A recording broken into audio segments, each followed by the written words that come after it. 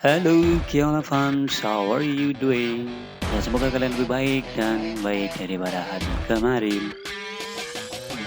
Di kesempatan ini Kiala akan bahas modal auxiliary verb yang lanjutan dari yang video sebelumnya yaitu yang semakut, dan sekarang kita akan bahas lebih detail dan lengkap, dan Kiala pastinya akan tunjukin semuanya yaitu must dan have to guys, oke? Ya, Kiola akan bahas dengan lengkap pengertian penggunaan dan contoh kalimatnya. Simak terus videonya, jangan skip, dan jangan lupa klik subscribe, share, like, follow, komen, dan klik tombol loncengnya, itu paling penting. Dan kalian juga bisa ikuti media sosial kita, ada Facebook dan Instagram.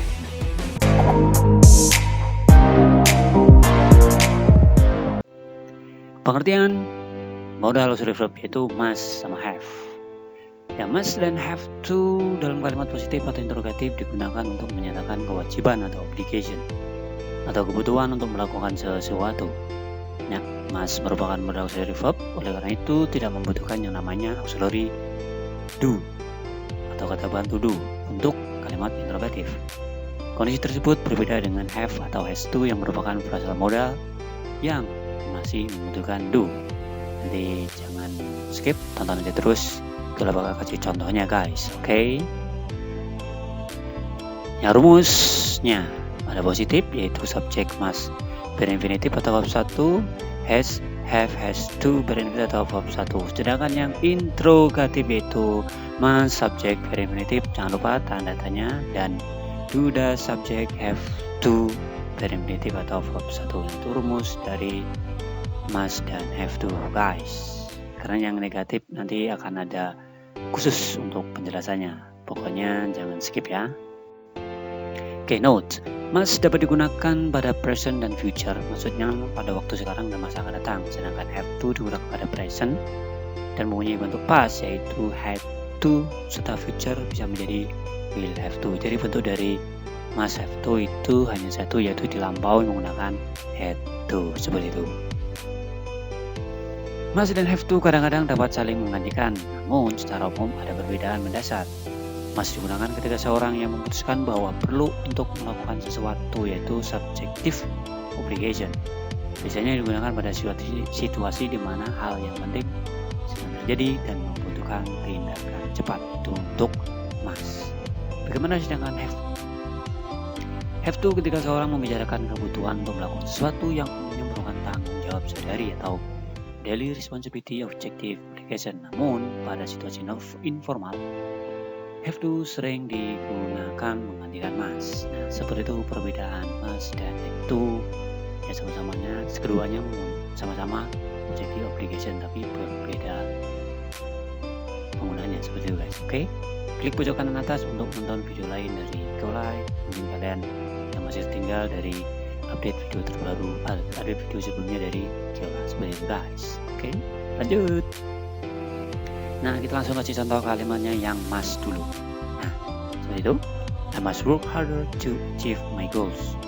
We must stop complaining about our life. Nah, itu untuk kalimat positif. Sedangkan yang interrogatif seperti ini. Must you buy a phone every year?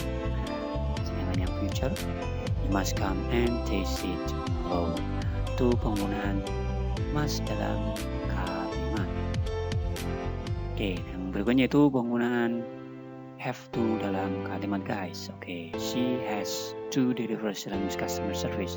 Nah, kenapa berubah menjadi has seperti biasa? Jadi khusus have itu berubah menjadi have ketika menjadi subjek she, he, it, nama orang. Oke. They sometimes have to work on Saturday. Do you have to speak English at work? Nah, itu kalimat interrogatif. Jadi ketika kalimat interrogatif, dia walaupun subjeknya si it tetap menggunakan have to, seperti itu. Oke, yang nomor 8 itu contoh yang lampau. I had to see the dentist every 4 until 6 weeks. Nah, saya dulu, kan dulu karena menunjukkan lampau. Saya dulu harus ke dokter gigi itu setiap 4 sampai 6 minggu. Seperti itu. Oke, dari sini kalian paham?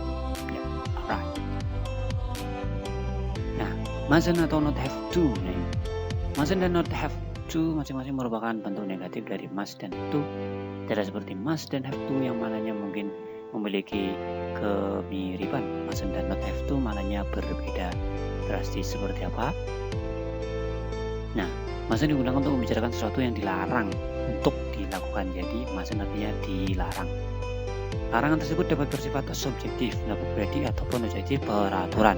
Adapun not have to untuk menyatakan bahwa tidak ada kewajiban untuk melakukan sesuatu. Jadi tidak harus. Tapi ketika mustn't itu artinya dilarang. Nah, itulah perbedaan negatif mustn't dan not have to. Kira paham? Do you understand, guys? Alright. Nah, contoh kalimat mustn't dan not have to. Oke, mustn't dulu.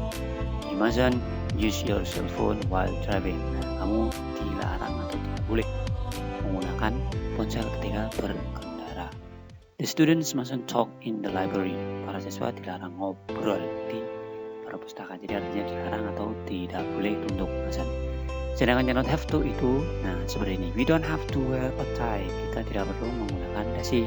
Atau kita tidak harus menggunakan dasi seperti itu. Nah, sedangkan ketika not have to ini juga bisa digunakan di bentuk lampau contohnya. Seperti ini, she didn't have to take the blood test. Dia tidak harus tes darah atau dia tidak perlu tes darah seperti itu, guys. Alright. Nah, tapi nanti ketika dia di present atau presentnya, tentunya present, yaitu ketika subjeknya she, jadi bukan menggunakan she don't, tapi menggunakan she doesn't. Tetap seperti rumus present seperti itu, guys. Ya, inilah perbedaan kalimat mustn't dan have to di dalam penggunaan sebuah kalimat. Oke. Seperti bentuk positifnya, mustn't digunakan pada present masa kini dan future masa depan untuk membentuk pengertian yang sama pada past masa lampau. Jadi couldn't atau not allowed mungkin dapat digunakan. Contohnya seperti ini. I was not allowed to park my car here. Saya tidak dibolehkan parkir mobil saya di sini. Seperti itu.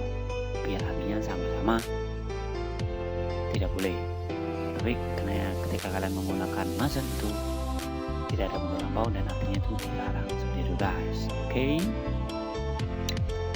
Nah, alright guys, demikian penjelasan modal auxiliary must dan have to dari Kiola. Jadi Kiola bisa mengaplikasikan dalam dari speaking kalian. Oke. Nah, kalau ada pertanyaan taruh aja dalam kolom komen.